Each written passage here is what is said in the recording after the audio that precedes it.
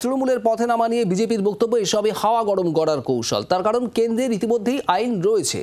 সুকান্ত মজুমদারের বক্তব্য ছিল এটাই। আর এ নিয়ে কি বলছেন তৃণমূলের মহিলা শাখা সভানেত্রী চন্দ্রিমা ভট্টাচার্য, শোনাবো।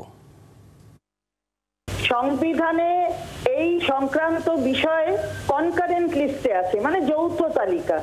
যৌথ তালিকায় থাকা বিষয়ে কেন্দ্রের আইন আছে, কিন্তু এই আইনের পরিবর্তনটা জায়গায় জায়গায় চেয়ে তবে এই অপরাজিতা বিলটা সেই সংক্রান্ত বিল, এবং সেটা বাংলায় প্রযোজ্য হতে পারে কারণ এরা কনকারেন্ট লিস্টের সাবজেক্ট। ওইখানে হবে না, এটা করা যাবে না, এটা সংবিধান বলে না।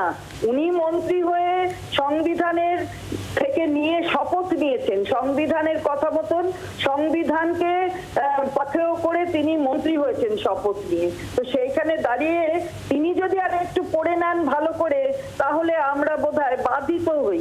অপরাজিতা বিলের সাক্ষ্য কোনোদিনই মান্যতা পাবে না।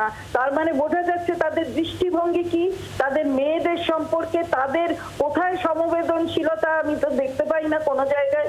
এটা নেই বলে তাই এই কথাটা তিনি বলতে পারছেন। নাহলে উনি দুটোকে ভালো করে বুঝুন আর সংবিধানটা আরেকবার ভালো করে পড়ুন দয়া করে। বাংলার আওয়াজ, বাঙালির আবেগ, জি 24 ঘন্টা।